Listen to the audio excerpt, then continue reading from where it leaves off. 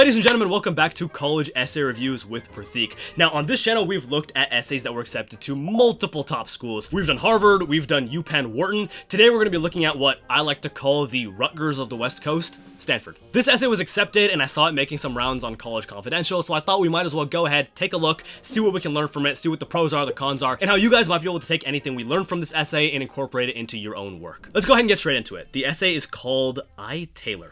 Okay, narrative essay, undefined type. Are you tired of seeing an iPhone everywhere? Samsung glitchy? It's time for a change. I present to you the iTaylor. I am the iTaylor. On the outside, I look like any smartphone, but when you open my settings and explore my abilities, you will find I have many unique features. The iTaylor's best feature is its built-in optimism. Thanks to my positivity, I was chosen to give the morning announcements freshman year. Now, I am the alarm clock for the 1,428 students of Fox Lane High School. For the past 3 years, I have been starting everyone's morning with a bubbly, "Good morning, Foxes," and ending with "Have a marvelous Monday, terrific Tuesday, or phenomenal Friday." My adjective a day keeps people listening, gives me conversation starters with faculty, and solicits fun suggestions from my friends. Next up, language settings. I've worked hard to be bilingual, so the iTaylor can be set to either English or Spanish. Fun fact, in middle school I set my phone to Spanish, so that messages like "Alexis te envío un mensaje" en Instagram would increase my fluency. I'm not gonna lie, it took me 3 takes to say that sentence in one go. I'm kind of proud of myself, I can't lie. As you already know, Mr. Spanish over here. I learned nuances of the language by watching Spanish sitcoms like Siete Vidas and Spanish movies like Como Agua para Chocolate. I appreciate the emphasis Spanish culture places on relationships, the way siblings take care of each other, and how grandparents' wisdom is valued. Inspired, I began creating family events and even making efforts to grow closer to my second cousins. At 8 years old, I was diagnosed with what some might call a glitch. Epilepsy. Fortunately, a new iOS software update cured my condition by the age of 15. But through epilepsy, I gained a love of exploration. Whereas at 10, I couldn't bathe without supervision, I now enjoy snorkeling in unknown waters. While at 11, I couldn't be left alone with my friends, I now explore the subways, crowded streets, and Broadway shows of New York City. Overcoming epilepsy taught me to take risks and explore new places. This brings us to the iTaylor location settings. 2 summers ago, I traveled to Ecuador to live with a friend's family and teach Spanish theater to 3rd graders. The experience implanted a cookie in me, filling me with a desire to learn about different cultures. I brought this desire home to a volunteer position at a local program for immigrant children. I helped the kids make presentations about their places of origin, including Mexico, Guatemala, and Honduras. Also, as resident tour guide and ambassador for exchange students at my school, I've discovered North African fusion music from Selima, learned German slang from Henrique, and helped Saidamar prepare his Mr. Sulu campaign, a regional pageant in the Philippines. I swear I can read, I swear. It's hard, okay? You try it. It became clear that the English language, one I took for granted, is the central feature that brings groups together. This past summer, I brought my talents to Scotland, playing the dual role of artistic director and leading character for Geek the Musical. I worked to promote the show in the Edinburgh Fringe Festival against 53,232 shows, reinventing ways to motivate the cast and connect with strangers from all over the world. We learned the more we connected, the more our audience grew. I applied these skills to my leadership positions at home, including my high school theater group, Players. I'm now better at creating a marketing strategy that includes door-to-door sales, print advertising, and identifying broader target audiences to fill seats. The rollout plan for the iTaylor is to introduce it to the theater market. My goal is to use performance and storytelling to expose audiences to different cultures, religions, and points of view. Perhaps if we all learned more about each other's lifestyles, the world would be more empathetic and integrated. So what do you think? Would you like an iTaylor of your own? The iTaylor College Edition is now available for pre-order. It delivers next fall.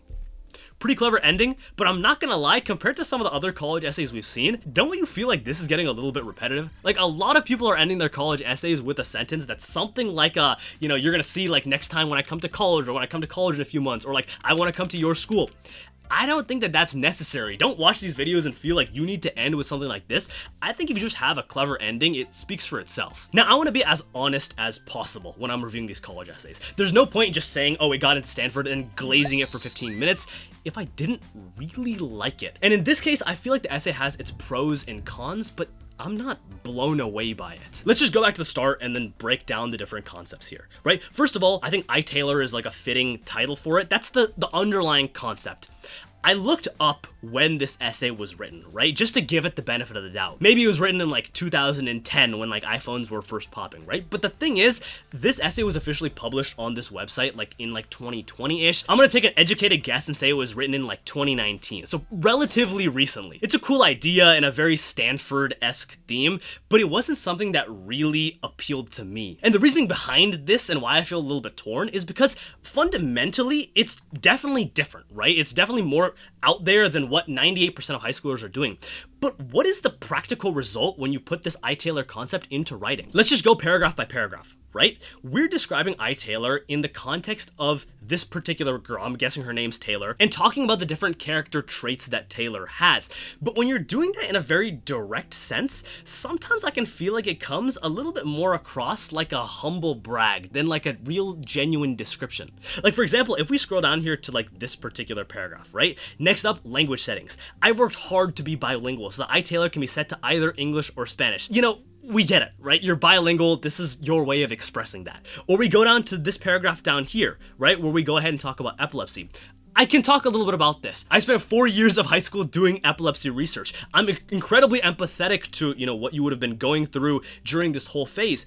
But when you stick in a paragraph like this into the essay, whether or not it's even related to the iTaylor theme, it just feels like there's a little bit of that appeal to emotion in a way that I don't particularly like to have in my writing. You're throwing it out there, hey, I had this hardship happen to me, and I grew from it, I learned from it, but what is the main theme here? Does this really fit? Is this necessary? If you had something like this happen to you, sure, you can go ahead and write about it. But one of the biggest things that we like to tackle in this series is this idea of, hey, if I didn't have anything crazy happen to me, I don't have any insane stories, I didn't have some, you know, disability or disease or health issue growing up, I don't know what to talk about. Reading a paragraph like this, especially knowing that when I was in high school, if I saw something like this, I just wouldn't be that interested. I'd probably let the essay go and just go on to reading something else. This last sentence of the paragraph here, right? Overcoming epilepsy taught me to take risks and explore new paces. It ties nicely into the rest of the essay, right? But to me, the best part of the essay is like the themes that we're bringing up here, right? This like multicultural, traveling abroad,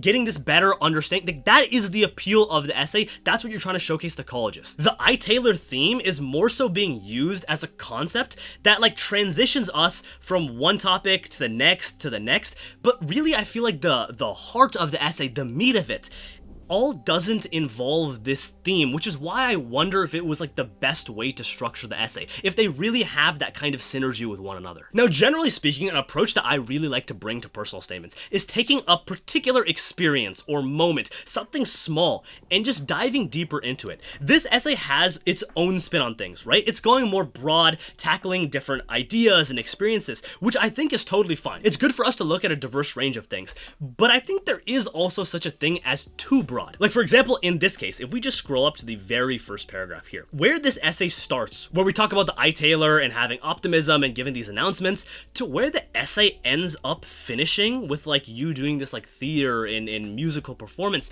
it's two very different directions. Independently, I really like the idea of going for this like personality, like using the iTaylor to showcase something a little bit about you, because it's not something that's anywhere else on your college application. That's why I'm such a big advocate for using the essay spaces to talk about who you are or a life experience that colleges wouldn't otherwise know. But if you're gonna spend it to talk about, for example, some of the other experiences that you have that are very likely incorporated already in your activities list, or you have the ability to talk about them in your additional information section, is it really worth the space? It could be if you feel like you're adding more to the dialogue of that, or it's something that's really, really core to who you are. But if you have the option or ability or idea to come up with something that goes down a very different train of thought, that's fresh to the rest of your application, or just ties your story in together better, that might be more appropriate for a personal statement where you can literally pick whatever you want to write about. I don't think that reading through this essay, it's fair for us to say that the essay is downright bad, because at the end of the day, it was still accepted to Stanford. And the concept is generally original, even if, like, personally, I wasn't the biggest fan. If I had to give this a rating compared to the other college essays we've read,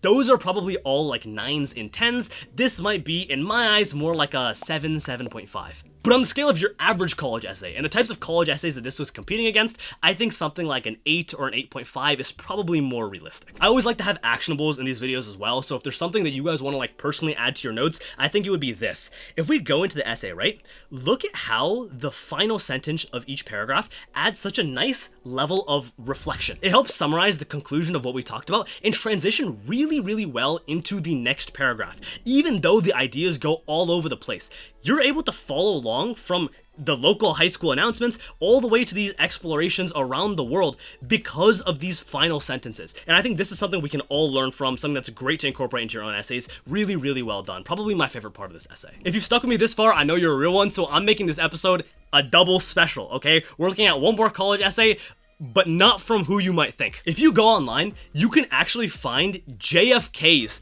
accepted Harvard college essay from 1936, almost 100 years ago. This right here, this highlighted paragraph, is the entire essay. The reasons that I have for wishing to go to Harvard are several. I feel that Harvard can give me a better background and a better liberal education than any other university. I have always wanted to go there, as I have felt that it is not just another college, but is a university with something definite to offer. Then too, I would like to go to the same college as my father. To be a Harvard man is an enviable distinction and one that I sincerely hope I shall attain. April 23rd, 1935. This essay is definitely one of the essays out there. I can say that. Please do not try this at home. Don't use. This is not the one to learn from, okay? Even if you drop this sentence, I have always wanted to go there. Look, let's just say admissions 100 years ago is not what it is today. If you want me to personally review your college essay or your entire common application, or you just have questions about the admissions process, feel free to check out my website in the description. Any submissions have a 2-day turnaround, you know I got you. You guys have been loving this series, so I'm gonna keep it going the entire admission season. This has been your boy Pratik. Thank you all so much for watching. Peace.